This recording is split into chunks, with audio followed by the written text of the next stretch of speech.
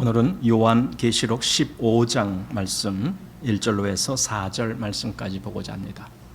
요한계시록 15장 1절로 해서 4절 말씀입니다. 자, 말씀 같이 읽겠습니다. 또 하늘에 크고 이상한 다른 이적을 보매 일곱 천사가 일곱 재앙을 가졌으니 곧 마지막 재앙이라 하나님의 진노가 이것으로 마치리로다. 또 내가 보니 불이 섞인 유리 바다 같은 것이 있고 짐승과 그의 우상과 그의 이름의 수를 이기고 벗어난 자들이 유리 바다 가에 서서 하나님의 검은 고를 가지고 하나님의 종 모세의 노래 어린 양의 노래를 불러 가로되 주 하나님 곧 전능하신 이시여 하시는 일이 크고 기이하시도다. 만국의 왕이시여 주의 길이 의롭고 참되시도다.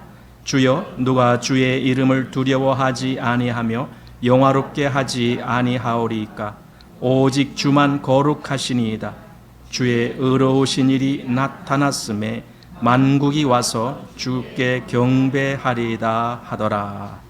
아멘.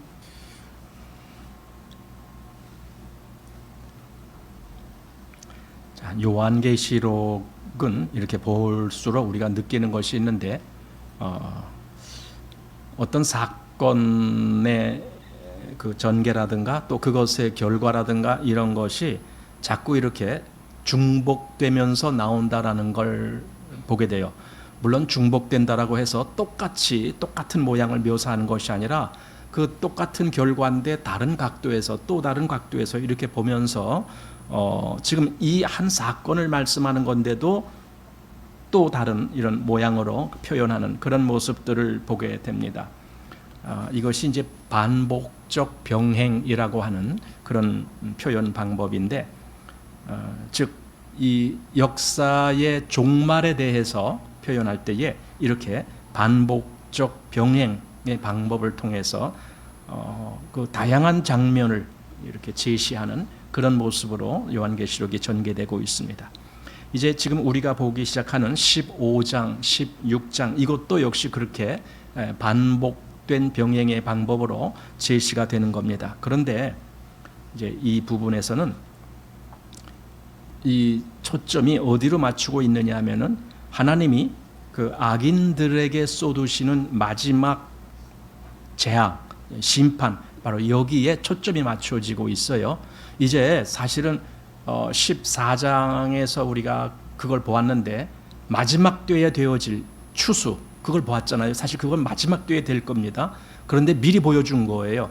그래서 12장, 13장, 14장은 어쩌면 하나님이 미리 교회에 보여주시는 그런 말씀이고 마지막 심판이 있기 전에 미리 이것을 보여주심으로 인해서 교회로 하여금 그 확실한 그 은혜와 믿음 안에서 위로를 받고 확신을 가질 수 있도록 그렇게 하시기 위한 하나님의 말씀의 배려다라는 생각이 듭니다. 그래서 이제 14장이 끝나고 15장이 들어오고 15장에서 살짝 성도들의 모습이 나오기는 했습니다. 하지만은 이제 15장부터는 본격적으로 이 땅에 임하는 진노가 계속 나옵니다. 그래서 마지막 심판이다. 이제 이렇게 마지막 재앙이다라고 그렇게 말을 하는 그것이 나옵니다.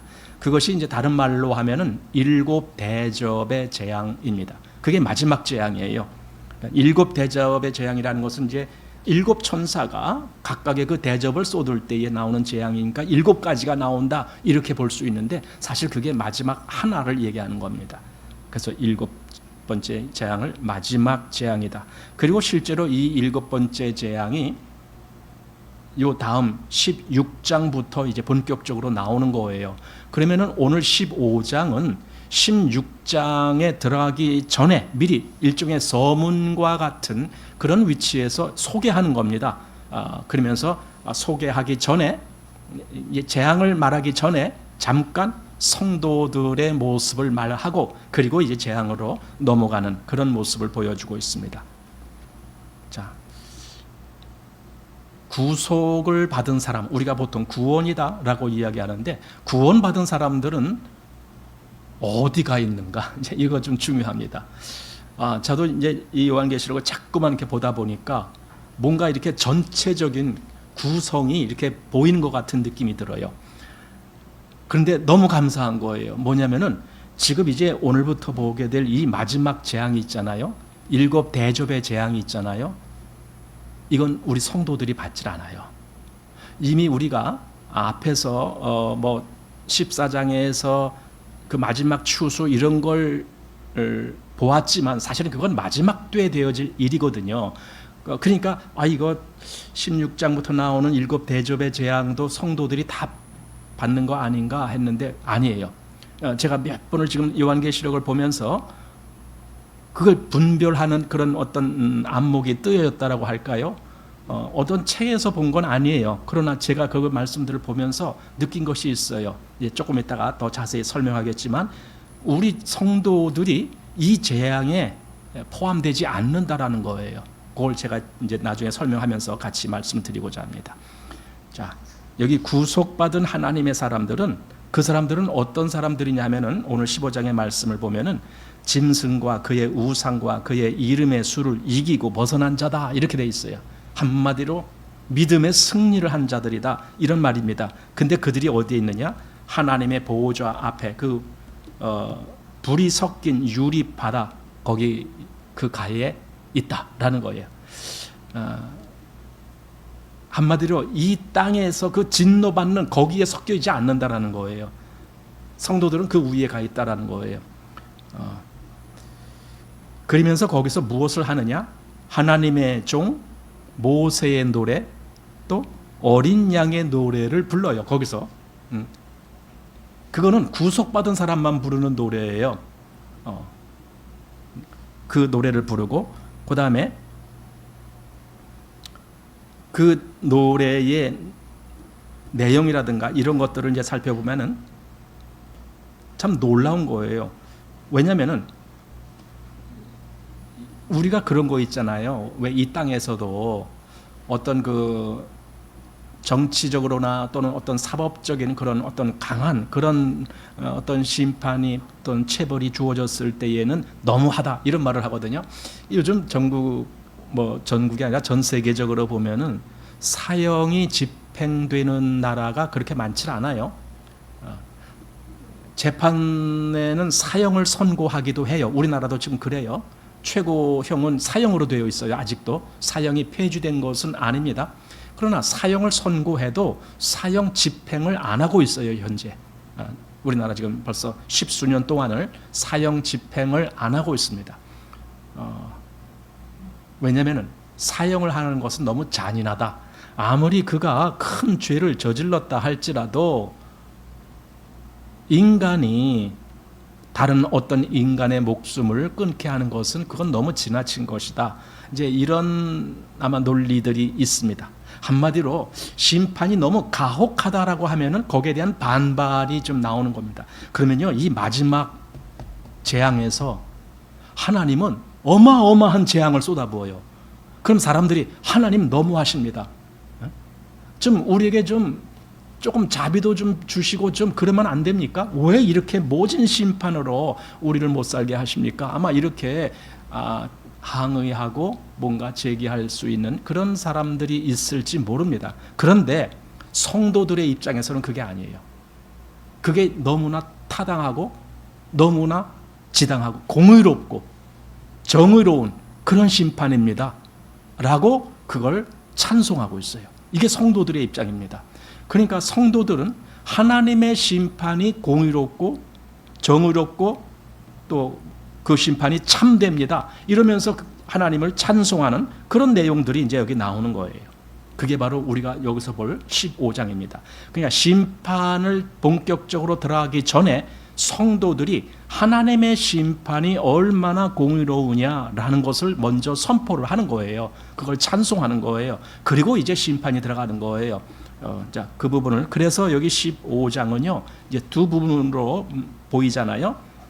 오늘 읽은 4절까지가 이제 앞부분이고 그 다음에 5절부터가 이제 뒷부분 되는데 이 앞부분에서는 하나님의 구원으로 말미암아 원수를 이긴 성도들이 즉 하나님의 백성들이 이제 그 유리바닷가에서 하나님을 찬송하는 대목이 나오고 그 다음에 둘째 부분에 가서는 이제 16장부터 본격적으로 펼쳐질 마지막 재앙, 즉 일곱 천사의 일곱 대접의 재앙, 그것을 이제 미리 말하자면 서문식으로 보여주고 있다라는 것을 이제 보게 됩니다. 자, 그래서 오늘 이제 15장 들어갑니다.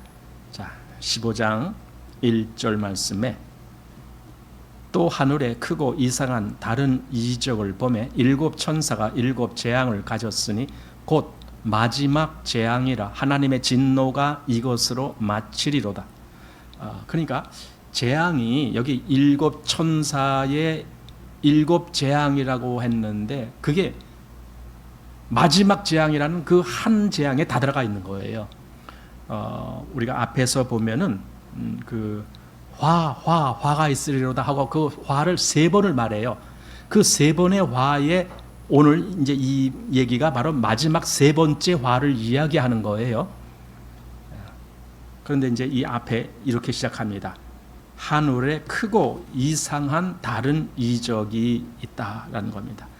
하늘에 크고 이상한 다른 이적. 아마 사도 요한이 이걸 보면서 굉장히 그 규모가 엄청나다라는 걸 알겠죠. 그래서 크다라는 걸 보았고, 그 다음에 이상하다라는 것, 이상하다라는 것은 평범하지 않다, 매우 놀랍다, 이제 그런 의미예요. 이상하다, 그리고 다르다. 그러니까 이 앞에서 우리가 이제 14장까지 쭉 보아왔잖아요. 그 14장까지의 모습과는 다르다, 구별된다라는 거예요. 그래서 크고 이상한 다른 이적 이렇게 말합니다. 우리 이제 14장에 보면은 성도들이 어린 양과 함께 시온산에 서는 모습을 봅니다. 그런데 그때 땅에서는 이제 심판하는 그런 모습들, 재앙이 쏟아지는 그런 모습들이 있습니다.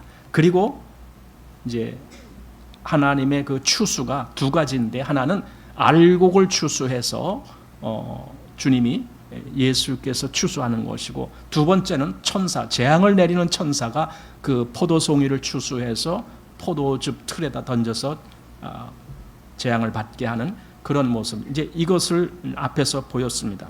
그런데 이제 이 15장에서 쏟아질 그 진노, 재앙의 모습, 일곱 천사의 일곱 대접, 이제 이 모습은 그거는 이제 이 앞에 거와는 사뭇 다른 또 다른 차원의 재앙이다라는 겁니다. 그리고 이것을 마지막 재앙, 마지막 진노다라고 그렇게 표현했습니다. 우리 9장 12절 말씀에 보면은 이렇게 되어 있습니다. 첫째 화는 지나갔으나 보라, 아직도 이후에 화 둘이 이르리로다.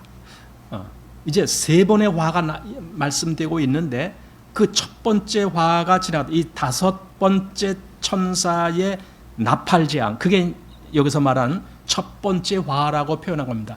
왜 첫 번째 화, 두 번째 화, 세 번째 화 이렇게 나누냐? 그 앞에들도 물론 재앙이 있었습니다만은 여기서부터 본격적으로 화라고 말한 이 세 번의 재앙은 여기는 성도들이 재앙을 받질 않아요. 성도들은 제외되어 있어요. 그걸 제가 조금 더 자세히 말씀드릴게요. 성도들은 이 재앙을 받지 않고 이건 온전히 땅에 속한 자들이 받는 재앙이기 때문에 화라고 말씀했던 거예요. 그 앞에 우리가 뭐 일곱 인내 재앙, 그 다음에 나팔도 네 번째 나팔까지는 그건 온 세상에 내려지는 보편적인 재앙입니다. 그러니까 보편적인 재앙은 그리스도인들도 그 재앙을 겪어야 되는 재앙입니다. 그러나 여기 이제 화라고 말한 이 재앙부터는 그리스도인들이 받질 않습니다. 그게 놀랍고 감사한 일입니다. 이것이 이제 다섯째 천사가 나팔 불 때에 그것을 첫째 화 이렇게 말했습니다. 그 다음에 이제 여섯째 천사의 나팔이 이제 불려질 때 그것을 둘째 화라고 되어 있습니다. 그 말씀은 11장 14절에 나옵니다. 둘째 화는 지나갔으나 보라, 셋째 화가 속히 이르는도다. 이렇게 둘째 화는 지나갔지만 끝난 게 아니라 셋째 화가 아직도 남아있다, 이렇게 말합니다. 그래서 이제 일곱째 천사의 나팔이 이제 불리는 겁니다. 그 일곱째 천사의 나팔이 불릴 때 바로 이 일곱 천사의 일곱 대접의 재앙이 바로 그 속에서 나오는 거예요. 그러니까 일곱 번째의 나팔이 곧 그 후에 오는 일곱 번의 대접의 재앙을 의미한다라고도 볼 수 있습니다. 근데 그게 마지막이기 때문에 마지막 재앙 또는 세 번째 재앙 이렇게 말하는 겁니다. 그 말씀이 이제 오늘 15장 1절에 나오는 말씀입니다. 또 하늘에 크고 이상한 다른 이적을 보매 일곱 천사가 일곱 재앙을 가졌으니 곧 마지막 재앙이라. 하나님의 진노가 이것으로 마치리로다. 이렇게 말합니다. 그러니까 화한 그 세 번의 화가 이것으로 끝난다. 그 말입니다. 자, 왜 그럼 이 세 번의 화가 구원함을 얻지 못한 사람들에게 해당되는지 그 모습을 한번 보겠습니다. 우리 이제 앞에 7장에서 어떤 말씀이 있었느냐면은 하나님의 종들에게 인치는 대목이 나와요. 그 대목이 굉장히 중요한 거예요. 하나님의 종들에게 인치기까지는 그 재앙을 내리는 천사가 재앙을 내리지 못하게 그렇게 돼 있죠. 그래서 7장 3절 말씀에 보면은 가로되 우리가 우리 하나님의 종들이 임하에 인치기까지 땅이나 바다나 나무나 해하지 말라 하더라. 여기 땅이나 나무나 또는 바다나 뭐 이런 것들, 사실은 이게 자연물을 이야기하는 것 같지만 실상은 그게 아니죠. 그게 아니에요. 하나님의 사람들을 의미하는 거다라고 이제 보이는 거예요. 그래서 그 인맞은 자의 수가 14만 4천이다. 그러니까 14만 4천이 구원함을 얻은 사람들 전체에 대한 총칭이다. 이렇게 이제 우리가 그때 자세히 보았습니다. 자, 그래서 왜 이 화가 구원받지 못한 자들에게 주어지는 재앙인가? 그러니까 7장부터가 뭔가가 지금 구별되는 거예요. 왜냐하면은 하나님이 하나님의 종들에게 인을 쳤다라는 것은, 아니 인친 것은 괜히 친 것이 아니거든요. 인쳤다라는 것은요 소속을 의미하는 거거든요. 하나님이 그래 너희는 이제 내 거야 이렇게 말한 거거든요. 그것에 대한 확실한 증거가 인쳤다라는 거예요. 그래서 그 이후에 되어져가는 모든 일 속에서 하나님은 자기의 백성, 즉 인맞은 백성들을 특별 대우합니다.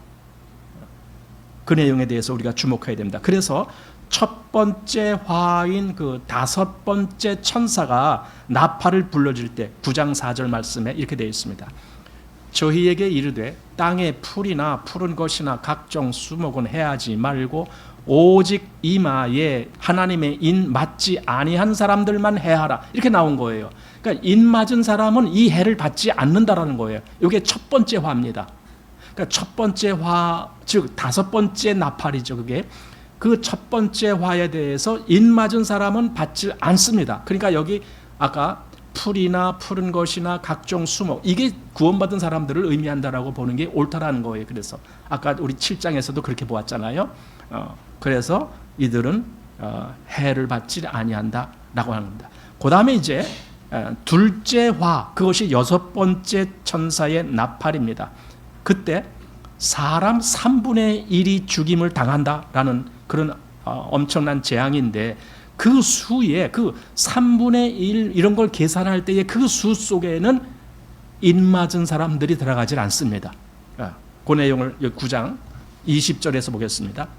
이 재앙에 죽지 않고 남은 사람들은 그 손으로 행하는 일을 회개치 아니하고 오히려 여러 귀신과 또는 보거나 듣거나 다니거나 하지 못하는 금, 은, 동과 목석의 우상에게 절하고 또 그 살인과 복술과 음행과 도적질을 회개치 아니하더라. 자, 이게 무슨 말이냐면은 이 두 번째 화, 즉 여섯 번째 나팔 천사의 그 울려 퍼질 때 그때 그 재앙, 거기서 지금 계산한 건데, 물론 3분의 1이 죽었지만은 남은 사람들이 있거든요. 근데 그 남은 사람들을 지금 어떤 사람들을 두고 한 말이냐 했더니, 여기 회개치 아니하고 여러 귀신과 또 보거나 듣거나 하지 못하는 금, 은, 동, 목석, 우상에게 절하는 사람들, 또 21절에는 살인과 복술과 음행과 도적질을 회개치 아니하는 사람들, 그러니까 남은 사람들이 그런 사람들이에요. 그러면 그때 죽은 사람들은 그럼 구원받은 사람들이 죽었을까요? 아니죠. 그 속에서 지금 여기 말한 뭐 금은동 목석에게 절하는 그런 사람들 속에 3분의 1이 죽고 그리고 나머지가 있다. 지금 그 말이에요. 그러면 구원받은 사람들은 여기에 계산되지 않는다는 거예요. 그래서 이 두 번째 화 역시도 하나님의 사람들은 특별한 보호를 받는다라는 것을 우리가 보게 됩니다. 그럼 왜 이렇게 특별한 보호를 받느냐 했을 때 우리가 그런 말씀이 있었죠. 뭐냐면은 12장에 보면은 12장은 다시 처음부터 이렇게 다시 되새겨서 보는 건데 그때 해를 입은 여인이 나오잖아요. 거기 한 여자가. 근데 그것이 교회를 상징하는 여자란 말이에요. 근데 그 교회가 어디 광야 하나님이 정하신 곳에 가서 거기서 양육받는다라는 대목이 나와요. 이게 특별 대우거든요. 그렇다고 실제로 성도들이 다 어디 광야에 가고 그런 건 아닙니다. 그렇지만은 성도들은 뭔가 사단이 그 내뿜는 뭡니까 강물 거기에 함몰되지 않도록 하나님이 특별 대우하시잖아요. 그 물을 다 땅에 다 삼키도록 그렇게 역사하시잖아요. 그런 의미에서 하나님은 분명히 하나님의 백성들을 특별하게 보호하시고 계시구나. 이걸 우리가 느낀단 말이에요. 그와 마찬가지로 지금 여기 세 번의 화가 하나님의 백성들에게는 미치지 아니한다라는 것을 이제 보게 되는 겁니다. 자, 이제 셋째 화가 일곱째 천사의 나팔이에요. 그리고 그것을 다른 말로 이제 일곱 대접의 재앙, 이제 우리가 장차 볼 겁니다. 일곱 대접의 재앙. 이때 하나님의 사람들은 하늘의 그 유리 바닷가에 서 있어요. 오늘 본 게 그거예요. 하나님의 백성들은 그 유리 바닷가에 서 있네. 그러니까 이 재앙을 말하고 그걸 말하려다가 잠깐 하고 그럼 하나님의 백성들은 어디 있느냐? 하늘의 유리 바닷가에 있다. 지금 그 얘기예요. 그걸 잠깐 보여주고 그리고 재앙 얘기를 하는 거예요. 자, 오늘 이제 15장 2절이 그랬습니다. 또 내가 보니 불이 섞인 유리바다 같은 것이 있고 짐승과 그의 우상과 그의 이름의 수를 이기고 벗어난 자들이 유리바닷가에 서서 하나님의 검은 고를 가지고 이겁니다. 아니 여기가 어디냐면은 하늘 위에 그 유리바다, 하나님 보좌 앞에 유리바다, 그걸 지금 이야기하는 거예요. 우리 이 불이 섞인 유리바다라는 것은 계시록 4장 6절 말씀 여러분 한번 찾아보시기 바랍니다. 계시록 4장 6절 말씀에 보면은 보좌 앞에 수정과 같은 유리바다가 있고 보좌 가운데와 보좌 주위에 네 생물이 있는데 앞뒤에 눈이 가득하더라. 이렇게 유리바다가 이미 거기 있다라는 거예요. 보좌 앞에. 그러니까 보좌는 하나님이 계신 곳이 보좌잖아요. 그러니까 거기에 유리바다가 있는 거예요. 지금 거기에 올라가 있다는 거예요. 성도들이. 보세요. 여기 그의 우상과 그의 이름의 수를 이기고 벗어난 자들. 이거 뭐예요? 짐승과 그의 우상과 그의 이름의 수를 이기고 벗어난 자들. 이게 누구겠어요? 이게 진짜 성도들이죠. 여기 짐승이라는 것은 그 앞에 우리 13장에서 보는 바다에서 나오는 그 짐승이죠. 적그리스도죠. 그리고 그 우상, 그의 우상이 바로 거짓 선지자들이 그렇게 만들어낸 그 어떤 체계, 또 그의 이름의 수, 우리를 이것을 666이다. 이 666이 뭘 하는 거냐? 과연 이 세상에 동화해서 거기서 어울려 살도록 만드는 것이 666이라는 거예요. 단순히 이게 무슨 표냐 무슨 신용카드냐 그래서 이마에 여기다 바코드를 찍었느냐 이런 차원으로 보지 마시기 바랍니다. 왜냐하면은 이미 우리가 하나님의 인 맞을 때에도 그 이마에 인 친다 할 때도 우리 이마에 뭐가 찍힌 거는 아무것도 없어요. 그죠? 하나님이 그 종들의 이마에 인쳤다라고 했는데 하나님의 종들의 이마에 아무것도 없다고요. 그럼 그 인은 무슨 인인가? 마음에 인친 거예요. 믿음으로 인친 거예요. 그래서 성령의 인침이 우리 마음에 있었다. 그 얘기를 하잖아요. 마찬가지로 사단의 사단의 수, 즉 666이라는 것을 이건 이제 표라고 불렀어요. 그래서 그 표를 받는 자들의 그 손이나 이마에다 받는다라고 했는데 이것은 단순히 손이나 이마에 무슨 뭐 흔적을 남기는 그런 차원으로 보지 말라라는 거예요. 왜냐하면 이것은 오히려 이 세상에 속한 자로 살아가는 그 모든 영역, 그것을 그렇게 말했던 거예요. 만약에 그리스도인들은 이 세상에 속하지 아니했기 때문에 장차 그리스도인들이 당하는 환난이 있습니다. 이 세상에서 당하는 어려움이 있습니다. 어려움이 있지만 하나님의 진노가 내려질 때 그때는 성도들은 열외가 된다 그 말이에요. 그러니까 보편적인 이 땅에 되어져가는 그 진노는 우리는 그걸 겪어요. 그러나 하나님의 이 심판, 화의 이 심판이 쏟아질 때 성도들은 거기서 제외됩니다.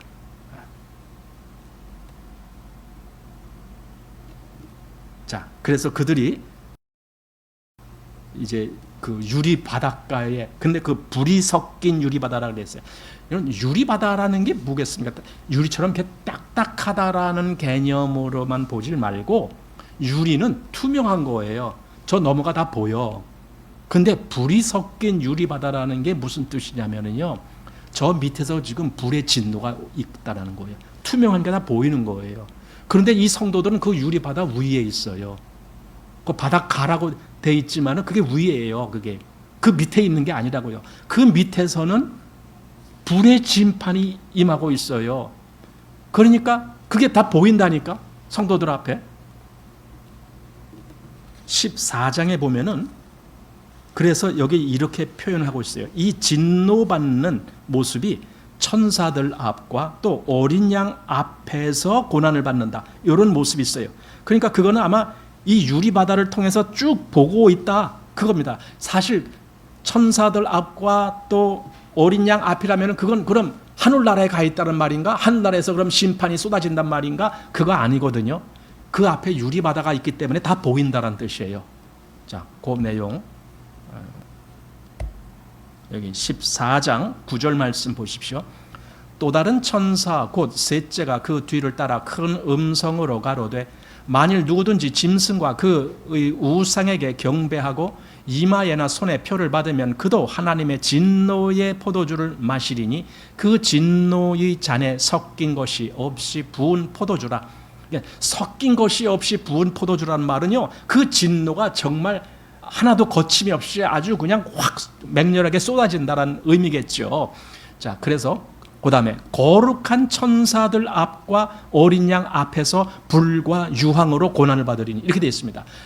그렇다고 그들이 진짜 보좌 앞에까지 거기 가서 재앙을 받느냐? 그거 아니잖아요. 그들이 고난을 당하고 불과 유황의 고난을 받는 것은 이 땅이란 말이에요. 그런데 저 위에, 보좌 위에 어린 양과 천사들이 그걸 본다는 거예요. 그래서 그 앞이라고 하는 거예요. 그러니까 유리바다가 앞에 있으면은 그 유리바다 너머가 다 보이는 거예요.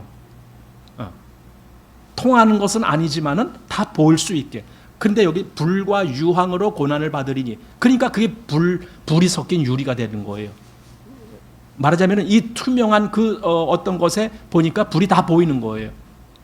여기 어린 양 앞에 이게 다 보이고 있어요. 그런데 문제는 우리 14장을 보았잖아요. 14장에 성도들이 어디에 가 있어요? 어린 양과 함께 있는 거예요. 시온산에 가 있어요. 그러면은 이때 천사들 앞과 어린 양 앞에서 이 불과 유황의 그 고난이 임하는 모습을 성도들도 바라보는 거예요. 똑같이. 왜? 어린 양하고 같이 있으니까. 성도들이 그걸 바라본다니까요. 그래서 오늘 찬송이 나오는 거예요. 하나님의 진노가 옳습니다. 그게 의롭습니다. 하나님이 내리시는 그 재앙, 그게 맞습니다. 참입니다. 하고 찬송을 하는 이유가 바로 그거예요. 그 재앙을 보기 때문에. 우리는 이렇게 구원하는 것이 하나님의 공의지만 또한 저들에게는 저 심판을 내리는 것이 하나님의 공의입니다. 이렇게 찬송을 하는 겁니다.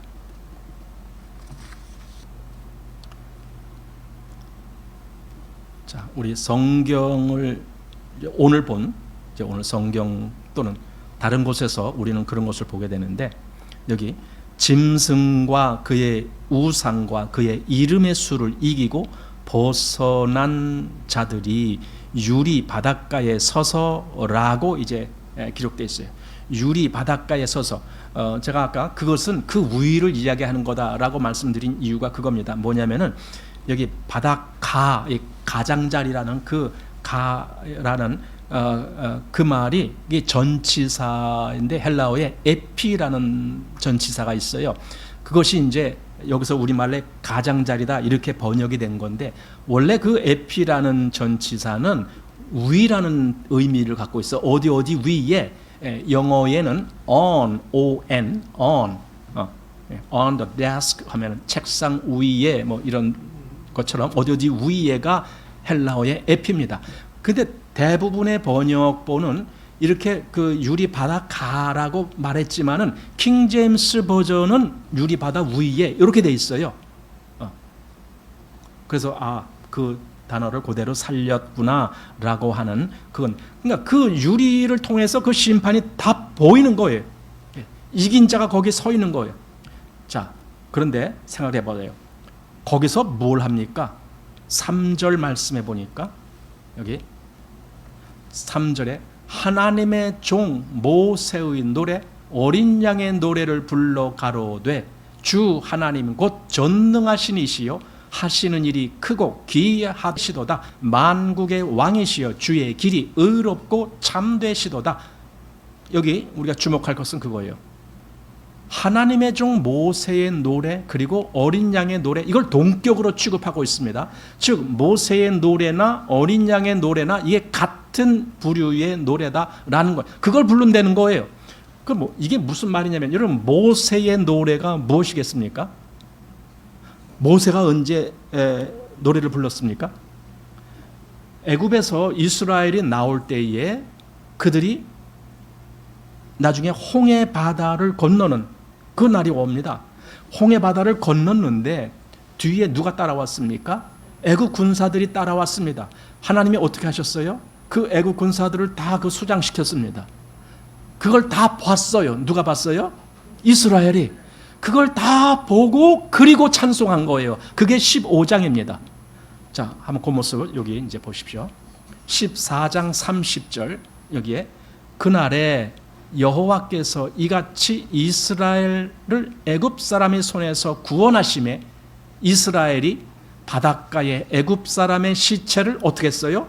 보았더라. 그걸 본 거예요. 보았기 때문에 이제 15장으로 가면은 찬송이 나오는 거예요.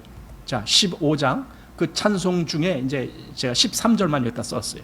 주께서 그 구속하신 백성을 은혜로 인도하시되 주의 힘으로 그들을 주의 성결한 처소에 들어가게 하시나이다. 사실 이때 홍해 바다를 건너서 그 어디로 들어간 거예요? 광야로 들어간 거잖아요. 그러니까 거기 주의 성결한 처소가 어울리지 않는 거예요. 그런데 이 말은 나중에 진짜 어린 양으로 말미암아 구원을 얻은 자들이 들어가는 처소가 여기 성결한 처소예요.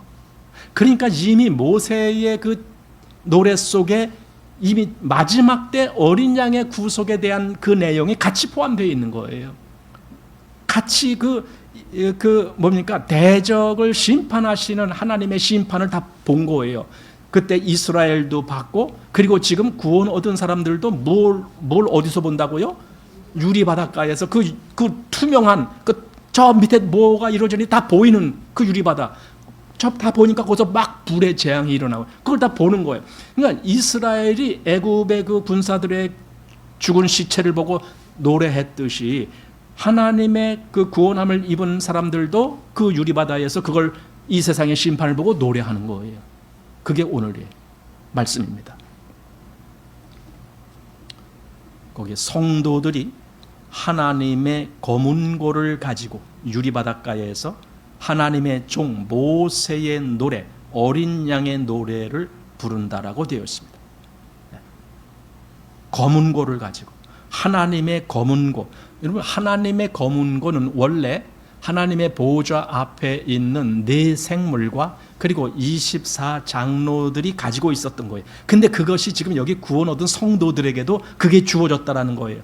5장 8절 말씀에 보면은 여기 이렇게 되어 있습니다. 책을 취하심에 네 생물과 24장로들이 어린 양 앞에 엎드려 각각 검은고와 향이 가득한 금대접을 가졌으니 이 향은 성도들의 기도들이라 하면서, 근데 그들이 여기 검은고와 이렇게 되어 있습니다. 검은고를 갖고 있다. 그게 무슨 소리입니까? 단지 악기를 갖고 있다라는 그 뜻이 아니라 그들은 정말 하나님을 찬송하고 있다, 그 뜻이에요. 찬송한다. 근데 그게 지금 여기 성도들이 지금 유리 바닷가에 있는 그 성도들도 지금 똑같이 검고를 갖고 있어요. 똑같이 찬송하는 것이기 때문에. 우리 요 앞에서도 그 내용을 한번 본 적이 있는데 14장 2절 말씀에 내가 하늘에서 나는 소리를 들으니 많은 물소리도 같고 큰 뇌성도 같은데 내게 들리는 소리는 검은 고 타는 자들의 그 검은 고 타는 것 같더라. 이렇게 뭔가 그 아름다운 찬송을 이렇게 말하자면 시적으로 검은 고 타는 소리 같다, 이렇게 표현을 한 거예요. 그냥 하나님을 찬송하는 소리가 아름답다는 거예요. 그게 우리가 지금 찬송가를 부를 때 아이고 찬송가 되게 못 부르네 뭐 이런 사람이 있을지 몰라요. 그러나 그런 차원이 아닙니다. 하나님을 찬송하는 그것이 아름답다라는 거예요. 그게 지금 여기서 표현한 거, 검은 고 소리 같다, 지금 그렇게 말씀하고 있는 겁니다. 바로 이게 모세의 노래, 또 어린 양의 노래를 부른다라고 말하는 겁니다. 그러니까 모세와 그때 이스라엘이 홍해 바다를 건넌 후에 그때 부른 그 찬송은 장차 이제 영원한 구속을 받은 사람들이 부를 그 노래와 맥락이 같다. 구속함을 얻은 자들만 부르는 거고, 또 하나님의 공의의 심판이 대적들을 다 심판하는 모습을 본 그들이 부르는 노래, 그래서 똑같다는 거예요. 그 입장이.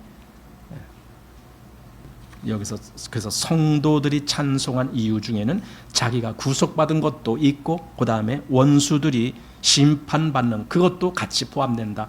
그래서 시편 98편에 새 노래로 여호와께 찬송하라. 대저 기이한 일을 행하사 그 오른손과 거룩한 팔로 자기를 위하여 구원을 베푸셨도다. 시편에 보면은 지금 제가 98편을 인용했지만 98편뿐만이 아니라 여러 곳에서 바로 그러한 것을 노래했어요. 나를 구속하신 것과 그 다음에 원수에 대한 대적에 대한 공의의 심판이 쏟아진 것, 이것을 노래한 것이 시편에 여러 편이 나옵니다. 그리고 이 98편에 이렇게 새 노래로 여호와께 노래하라 이렇게 시작한 것이 마지막 구절에 가면 이렇게 되어 있습니다. 저가 땅을 판단하려 임하실 것임이로다. 저가 의로 세계를 판단하시며 공평으로 그 백성을 판단하시리로다. 그럼 이게 언제 이루어지느냐? 이게 지금 요한계시록에 이루어지고 있는 거예요. 저가 땅을 판단하시고, 즉 판단이란 말이 바로 심판이란 말이거든요. 그리고 땅에 임하실 것이라고. 그것 때문에, 그리고 그가 의로 세계를 판단하시며 공평으로 그 백성을 판단하시리로다. 이렇게 이제 말씀하신 겁니다. 그게 지금 오늘 본 말씀입니다. 그런데 이제 오늘 본문에 보면은 이제 그런 말씀입니다. 주 하나님 곧 전능하신 이시여, 이런 이제 시작이 납니다. 3절 중간부터 지금 찬송이 나오는 겁니다. 주 하나님 곧 전능하신 이시여. 하나님의 전능, 그 전능이 하나님의 구원과 하나님의 심판을 완성하셨다라는 거예요. 하나님의 전능. 그러니까 하나님의 능력이 부족하다라면은 이것이 완성되지 못할 수도 있었던 것인데, 이것이 온전히 완성됐다는 것은 하나님은 전능하신 하나님이시다. 그걸 노래하는 거예요. 하나님 전능하신 하나님이십니다. 그걸 노래하는 겁니다. 또 하나님은 만국의 왕이시다. 이 세상 어떤 나라도 하나님의 심판 아래서 피할 수가 없어요. 하나님이 다 통제하시고 다 지배하시고 합니다. 사단이 제 아무리 강한 어떤 대적의 힘을 갖고 있다 할지라도 하나님 아래에는 감히 거기서 고개를 들지 못하지요. 하시는 일이 크고 기이하도다. 즉 하나님의 이 구원과 심판의 일이 너무 놀라운 일이다. 지금 우리가 상상으로 지금 우리는 그걸 생각하는 거예요. 머릿속에 그것이 그려지는 거예요. 그러나 이때 이들은 실제로 그걸 경험한 거예요. 마치 이스라엘이 홍해 바다를 건너서 자기들이 구원을 받았고 그 다음에 애굽의 군사들이 거기서 다 죽음을 당하는 모습을 직접 본 것과 같은 그런 심정, 그때의 그 찬송은 누가 하라 그래서 억지로 하는 찬송이 아니죠. 그때는 정말 저절로 그 마음에서 그 찬송이 나왔겠죠. 지금 이 찬송가가 똑같습니다. 하시는 일이 크고 기이하도다. 그리고 하나님의 하시는 일이 주의 길이 의롭고 참되도다. 이 말을 하는 거예요. 의롭고 참되도다. 즉 하나님의 구원도 참된 거지만 하나님의 심판도 참되다 이거예요. 심판. 동일하게 하나님의 구원과 하나님의 심판은 의롭고 참된 거예요. 그런 내용들이 여기 이제 몇 곳에 나오는데 16장을 한번 보십시오. 16장 5절. 자, 16장 5절 말씀에 보면은 내가 들으니 물을 차지한 천사가 가로되 전에도 계셨고 시방도 계신 거룩하시니요 이렇게 심판하시니 어떡하다고요? 의로우시도다. 그리고 7절 또 내가 들으니 제단이 말하기를 그러하다. 주 하나님 곧 전능하신 이시여 심판하시는 것이 참되시고 의로우시도다 하더라. 심판이 참되고 의롭습니다. 지금 그 내용, 그러니까 이 앞에서 성도들이 유리바닷가에서 한 찬송과 똑같은 찬송이 지금 계속 나오고 있는 거예요. 자, 그 다음에 19장으로 건너뛰어서 19장 2절 말씀 보겠습니다. 그의 심판은 참되고 의로운지라 음행으로 땅을 더럽게 한 큰 음녀를 심판하사 자기 종들의 피를 그의 손에 갚으셨도다 하고 그의 심판이 참되고 의롭다. 여러분 심판이 의롭다. 하나님이 내리는 그 심판이 얼마나 무시무시한 심판인데 근데 그게 의롭고 참되다 이렇게 선포하시는 거예요. 예. 그 의롭다라는 말 속에 우리 이제 조금 아까 보고자 했던 로마서 3장 25절 26절 여기 보면은 이렇게 되어 있습니다. 이 예수를 하나님이 그의 피로 인하여 믿음으로 말미암는 화목제물로 세우셨으니 이는 하나님께서 길이 참으시는 중에 전에 지은 죄를 간과하심으로 자기의 의로우심을 나타내려 하심이니 예, 하나님이 의로우시다라는 것을 나타내는 거예요. 그 구원의 역사 속에도 하나님의 공의가 나타난 것이에요. 구원의 역사 속에 여기 이제 심판에서 하나님이 의롭다라고 말했지만 하나님의 구원에서도 똑같이 하나님의 의로우심이 나타납니다. 그래서 26절 곧 이때에 자기의 의로우심을 나타내사 자기도 의로우시며 또한 예수 믿는 자를 의롭다 하려 하심이라. 이 의가 이제는 하나님에게만 이렇게 구속된 의가 아니고 오히려 예수를 믿는 자들에게도 이 의가 그대로 전가되는 그러한 역사가 있게끔 하셨다는 거예요. 그래서 하나님 앞에서 구속함을 입은 자들은 다 의롭다함을 입는 거예요. 그래서 하나님의 이 모든 역사 그것이 그렇게 공의롭고 의로운 역사라고 하는 것이 그 모든 역사에서 하나님은 조금도 잘못된 것이 없이 역사하셨다는 뜻이에요. 그리고 그것은 이 의라는 개념은 하나님의 의 이 개념은 하나님과의 이 관계 속에서 조금의 하자도 없이 그것이 이루어진다라는 개념입니다. 그것이 전부 그리스도의 십자가와 부활을 통해서 나타나졌던 증거들입니다.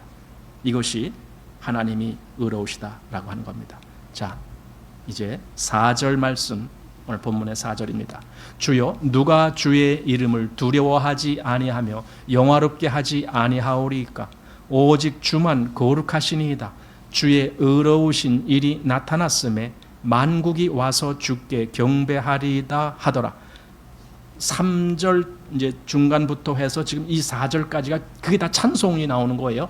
그 유리 바닷가에 있는 성도들을 통해서 나오는 찬송입니다. 여기 누가 주의 이름을 두려워하지 아니하며 주의 이름을 두려워해야 돼요. 이제 이런 부분에 대해서는 제가 좀 다음에 일부러 주일날 한 번 더 말씀을 전해야 될 것 같은 생각이 듭니다만은 오늘은 그냥 이렇게 더 자세히 들어가지는 않고 그냥 그 종류 이런 것들만 보겠습니다. 하나님이 어떤 분이냐? 만물이 두려워해야 될 그분이시다. 가끔 구원받은 사람들은 아니 하나님을 왜 두려워해? 이런 말을 할 걸 제가 듣기도 합니다. 하나님을 두려워하면 안 돼. 왜? 두려워하는 자들은 사랑 안에서 온전히 이루지 못했기 때문에 두려운 거야. 여러분, 그거는 심판으로부터의 두려움에서 자유를 얻었다는 뜻이에요. 그러나 하나님이라는 존재는 항상 두려워해야 될 존재예요. 하나님이 어떠한 하나님이다라는 걸 알면은 그 두려움, 이 두려움이라는 것은요, 무서움을 나타내는 것이 아니라 경외감을 나타내는 거예요. 이 두려움은. 세상에서도 뭔가 큰 인물이 있을 때는 그 인물에 대해서 이 세상 사람들이 그냥 함부로 이렇게 가서 그 사람한테 막 말 걸거나 뭐 이러지 못하는 일종의 어미함을 느끼잖아요. 세상에서도. 하물며 하나님에게 이 어미감이라는 것은 사람들로 하여금 두려움을 갖게끔 만들어주는 거예요. 그래서 하나님을 두려워해야 된다. 그리고 그 이름에 영광을 돌려야 되는 거예요. 그래서 그분이 두려우신 분이기 때문에. 왜냐하면 그분만이 거룩하시기 때문에. 만국조차도 그분께 경배를 해야 돼요. 그래서 만국, 이 세상의 모든 피조물은 다 그분께 경배를 해야 되는 거예요. 하나님이 그 아들을 보내서 그 아들로 하여금 하나님의 역사를 이루게 하실 때 그 아들이 하나님의 자기한테 부과된 그 모든 일을 그대로 순종하시죠. 그대로 순종하셔요. 그때 하나님이 그를 높이 들어서 영화롭게 하시는 대목이 나와요. 그 아들을 영화롭게 했어요. 영화롭게 했다는 말이 뭡니까? 모든 피조물로 하여금 그 앞에 와서 무릎 꿇게 만드는 거예요. 그게 빌립보서에서 나옵니다. 자, 빌립보서 2장 9절 말씀. 그러므로 하나님이 그를 지극히 높여 모든 이름 위에 뛰어난 이름을 주사 하늘에 있는 자들과 땅에 있는 자들과 땅 아래 있는 자들로 모든 무릎을 예수의 이름에 꿇게 하시고 모든 입으로 예수 그리스도를 주라 시인하여 하나님 아버지께 영광을 돌리게 하셨느니라. 이제 하나님의 영광은 그 아들을 통해서 돌려지게 그렇게 하나님이 역사하시는 겁니다. 이 땅에서. 왜냐하면 하나님이 이 땅에 그 아들을 보내셨기 때문에 그래요. 그 아들을 존귀하게 여기는 자가 하나님을 존귀하게 여기는 것이고 그 아들을 듣는 자가 하나님을 듣는 자가 되는 것이고 이렇게 되어 있습니다. 예수님도 나를 본 자는 아버지를 보았거늘 이렇게 말씀하시죠. 예수님이 자기를 높여서 하나님과 동등됨을 취할 것으로 여김받게 할 그것을 말하는 것이 아닙니다. 오히려 하나님을 하나님답게 높여드리기 위해서 그 말씀을 한 겁니다. 그래서 여기 하늘에 있는 자들과 땅에 있는 자들과 땅 아래에 있는 자들로 모든 무릎을 예수의 이름에 꿇게 하시고, 그러니까 성도들만이 예수님을 높이고 예수님을 뭔가 그 앞에 엎드리고 이런 것이 성도들만이 그러는 게 아니라 모든 피조물이 다 그렇게 하게 돼 있어요. 모든 피조물이. 왜냐하면 실상 예수께서 이 모든 피조물의 주인이시기 때문에 그래요. 지금은 그 주인에 대한 그 권리를 그냥 잠재적으로 이렇게 갖고 계시지만은 때가 됐을 때에는 주님은 그것을 찾으실 겁니다. 그래, 내가 주인이야. 가끔 우리 땅 같은 거 있을 때 땅이 좀 동네에서 이렇게 넓게 있는 사람이 있어요. 가끔 그런 게 나오더라고요. 어떤 뉴스 같은데. 그런데 저 안에 있는 사람이 동네 저 안에 있으면은 길을 이쪽으로 이제 입구를 내야 되거든요. 그러니까 여지껏 지금 벌써 뭐 20년, 30년 동안을 이 길을 쓴 거예요. 근데 이 길이 여기 있는 이 사람의 땅이라는 걸 모르고 그냥 썼어요. 근데 저 안에 있는 사람들이 어느 날 무슨 사건 때문에 이 사람한테 야, 너 뭐 어쨌냐 저쨌냐라고 막 이렇게 티격태격 막 이런 사건이 벌어졌어요. 그랬더니 이 사람이 화가 나갖고 이 길 입구에다가 울타리를 착 쳐놨어. 못 들어가게. 그러니까 저 속에서 뭐라 그럴 거야. 아니, 세상에 저런 사람이 있나? 어떻게 동네 길을 저렇게 막아놓느냐? 그래갖고 고소를 했어요. 근데 고소를 해서 나중에 보니까 그 땅은 이 사람 거 땅이에요. 이 사람이 주인이에요. 그러니까 주인이 하는 것을 나라도 어떻게 하질 못한다라는 거예요. 여러분, 온 피조물의 주인이 누구실까요? 하나님이시고 그 아들 예수 그리스도입니다. 만왕의 왕이십니다. 아들됨을 인하여 심판하는 권세를 주셨다. 이 말씀이 이제 있습니다. 심판하는 권세, 그게 다 그 아들에게 주어집니다. 우리가 지금 보는 것은 하나님의 이런 모든 심판이 주어지는 것을 보이지만 결국은 그것은 그 아들로 말미암아 주어지는 심판입니다. 그 아들이 심판을 실행하시는 겁니다. 그 모든 역사 속에. 그렇다면은 모든 무릎이 그 앞에 꿇게 되는 거예요. 이제 온 피조물이 그 앞에 무릎 꿇을 날이 오게 되는 겁니다. 바로 그런 모습을 보면서 오늘 여기 본문에 나오는 그런 모습을 같이 보게 되는 겁니다. 4절에 주여 누가 주의 이름을 두려워하지 아니하며 영화롭게 하지 아니하오리이까 오직 주만 거룩하시니이다. 주의 의로우신 일이 나타났음에 만국이 와서 주께 경배하리다 하더라. 이제 이렇게 되는 겁니다. 사실 이 부분을 보면 벌써 이것이 얼마나 마지막 끝부분이라는 것을 짐작하게 됩니다. 그때 주께서 그 모든 권세를 다 얻으시고 이제 복음서에 보면은 그 뭡니까? 어떤 사람이 그 왕권을 얻기 위해서 먼 나라로 갔다 그랬죠. 여기 이제 남아 있는 사람들에게 이제 뭐 이것저것 나눠주면서 뭐 문화도 나눠주고 막 이렇게 했다고 하는. 그런데 어떤 사람들은 우리는 저 사람이 왕 되는 것을 원치 않는다 하면서 뭐 저 사람을 뭐 죽이려고도 하고 막 뭐 그런.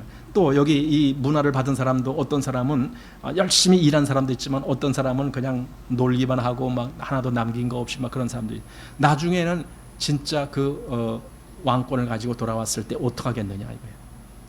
나를 왕됨을 원치 않았던 저들을 다 불못에 던져버리라 이거예요. 주님이 실제적으로 심판하실 그날이 다가오고 있는 겁니다. 이걸 우리가 지금 보는 겁니다. 그래서 요 요한계시록 15장에 우리가 지금 읽은 4절까지의 요 말씀은 이건 성도들의 찬송이에요. 물론 1절에는 찬송이 아니고 그 마지막 7 천사의 7 대접의 재앙에 대해서 말씀하고 있지만 2절, 3절, 4절은 그 성도들이 하나님의 성도들은 그럼 지금 뭐 하느냐? 지금 7 대접의 재앙이 땅 아래 쏟아질 건데 그래서 땅 아래서는 정말 어마어마한 재앙이 지금 마지막 재앙이라니까 그게 무슨 뜻이겠어요? 나만 아는 자가 없다 그 말이에요.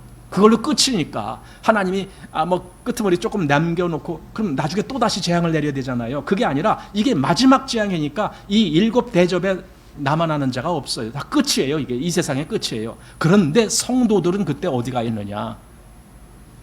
하나님의 보좌 앞에 그 유리바다 위에 거기 있는 거예요. 거기서 저 밑을 내려다보니까 거기 불에 섞인 유리바다라고 그랬죠. 그게 다 보이는 거예요. 저 밑에 재앙이 보이는 거예요. 그러면서 찬송을 하는 거예요. 하나님이 재앙을 내리시는 것 의롭습니다. 그게 참되십니다. 하면서 하나님이 영광 받으시는 것이 마땅합니다. 라고 하는 그 찬송을 드리는 것이 여기 2절, 3절, 4절입니다. 어때요? 성도님들? 여러분들이 그럴 것 같아요? 그 날이 왔을 때 우리 그럴 거야. 그 유리바닷가에 서서 우리가 그렇게 찬송 부를 거야. 하나님은 의롭습니다. 하나님이 모든 게 공의롭습니다. 모든 게 참됩니다. 그 심판하시는 것이 의롭습니다. 이러면서 그 영광을 찬송할 것 같습니까? 이게 분명해야 됩니다. 우리 가만히 보니까요. 믿음은요. 그저 대충 이게 아니에요. 우리의 믿음은 엄청난 거예요. 엄청난 거예요. 우리가 거기에 주인공이에요. 핵심 멤버들이에요. 우리가 이 하나님의 구원의 이 엄청난 사건에 우리가 주인공들입니다. 우리 그저 흐지부지하고 있을 그럴 존재들이 아닙니다.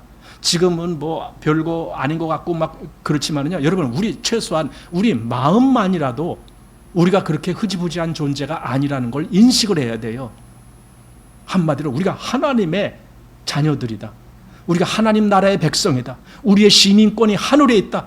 이런 것들을 인식을 하고 살아야 돼요. 장차 우리는 그 유리바다 위에서 거기서 하나님을 찬송하고 있을 자야. 이걸 인식을 하고 사는 거예요. 그것이 그리스도인들이 지금 이 땅에서 살아가는 모습입니다. 그렇게 하고 있을 때 이 땅에서는 7 대접의 그 재앙이 그냥 쏟아지면서 완전히 이 세상을 초토화시키는 거예요. 여러분, 이게 진짜 마지막에 벌어질 일입니다.